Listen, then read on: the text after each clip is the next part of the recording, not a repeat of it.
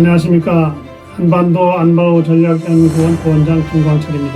오늘은 북한 핵무기 파괴가 가능한가에 대해서 우리 정영기 박사님을 모시고 말씀을 들어보도록 하겠습니다. 우리 정영기 박사님은 오랫동안 북한 핵개발과 관련된 연구를 계속해왔고, 지금 현재도 우리 한반도 안보전략연구원의 연구위원으로서 관련 연구를 계속하고 있습니다. 반갑습니다. 어서 오십시오. 네, 안녕하십니까.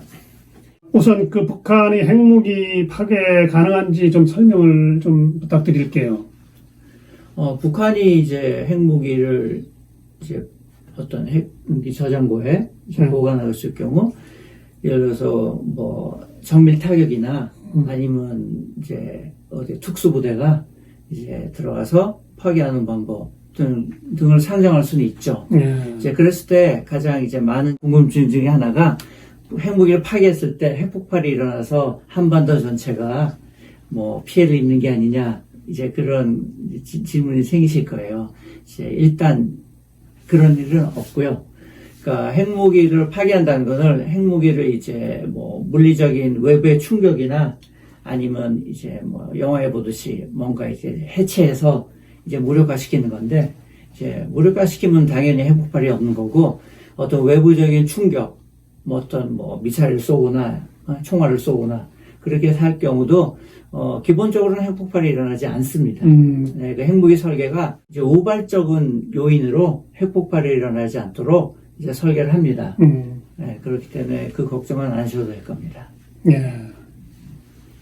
뭐 걱정하는 차원이 아니라 어떻든 우리가 핵을 갖고 있지 않은 상황에서 이제 대응하는 차원에서 이제 국민들이 좀 궁금증을 갖고 있을 것이라 해서 질문을 드려봤는데요. 자, 다음은 이제 우리 북한이 핵 보유국이 됨으로써 우리는 핵이 없는 상황에서 대응을 해야 하는 이런 실정에 놓이게 됐습니다.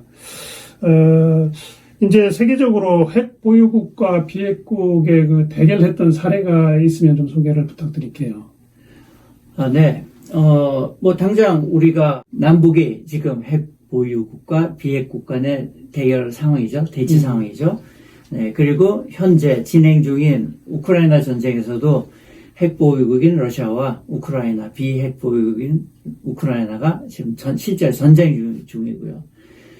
그리고 또 역사적으로 볼 때 그 남아프리카가 80년대 핵무기를 보유했어요. 그 보유 목적이 주변 이제 아프리카 제국들이 이제 둘러싸여 있는데, 예를 들어서 흑인 이제 그 참정권, 흑인 정권이 들어섰을 때 그걸 억제하기 위한 수단 중에 하나였거든요. 그런 사례가 있고, 가장 군사적으로 첨예했던 상황은 그 이스라엘 사례입니다. 그래서 그 70년대 4차 중동전이 발발했을 때 이스라엘이 전황이 불리해진 적이 있습니다. 그랬을 때 이스라엘 그 수상이 그 핵무기를 실전 사용할 수 있게 배치해라. 그러니까 배치라는 건 이제 전투기랑 미사일 발사 준비를 대기시켜라는 명령까지 내렸다고 합니다. 이제 그때가 가장 이제 그 핵 보유국과 비핵국의 대결이 가장 이제 첨예하던 사례였고요.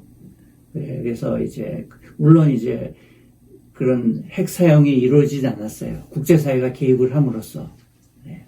과거에도 그랬고 현재도 핵 보유국과 비핵국 간의 대결은 진행 중에 있습니다. 예. 사실 그 전쟁을 하는 국가에서는 모든 전쟁 수단을 동원을 해서 전쟁에서 이기는 것이 최종 그 목적이 될 수가 있는데, 지금 뭐 우크라이나하고 러시아의 전쟁 상황에서도 보면 러시아가 뭐 핵무기를 사용할 수도 있다는 이런 위협까지도 하고 있는 상황에서, 남북 관계에서도 만약에 대결이 심화돼서 북한이 핵 위협을 들고 나올 가능성도 있다고 보는데, 지금 말씀해 주신 것들은 우리가 그런 상황에 대한 이해를 하는 데 도움이 될 것으로 보입니다.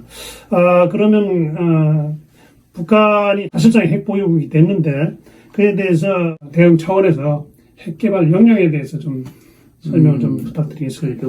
우리의 핵 개발 역량, 이건 참 굉장히 그 민감한 문제죠. 네.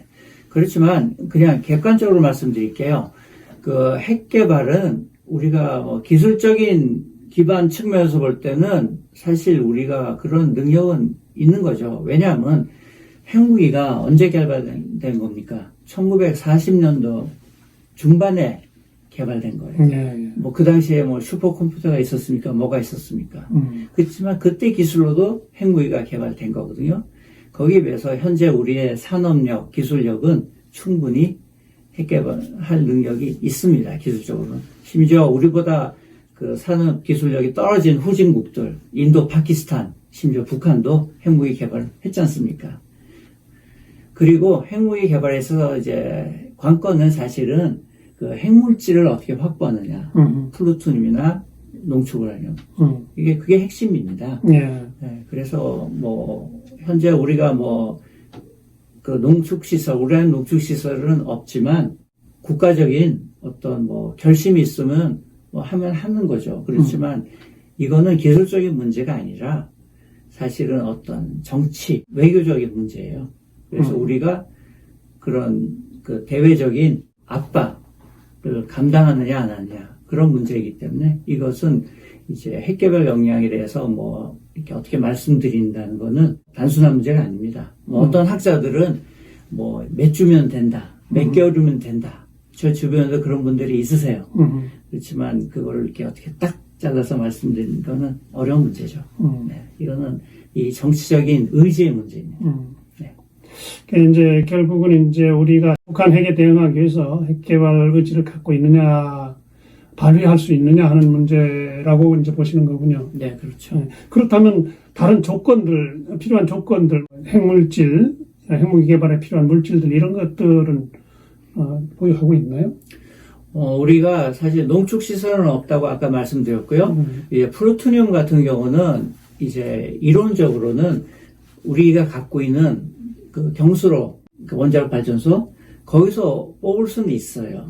물론 이제 기술적인 난점이 많지만 이론적으로는 가능합니다.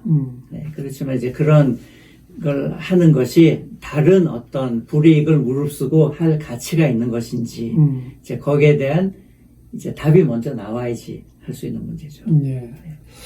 예, 말씀 감사합니다. 정영기 박사님을 모시고 북한 핵과 관련된 우리 대응 전략에 대해서, 대응 방향에 대해서 말씀을 들어봤습니다. 네, 감사합니다. 네, 감사합니다.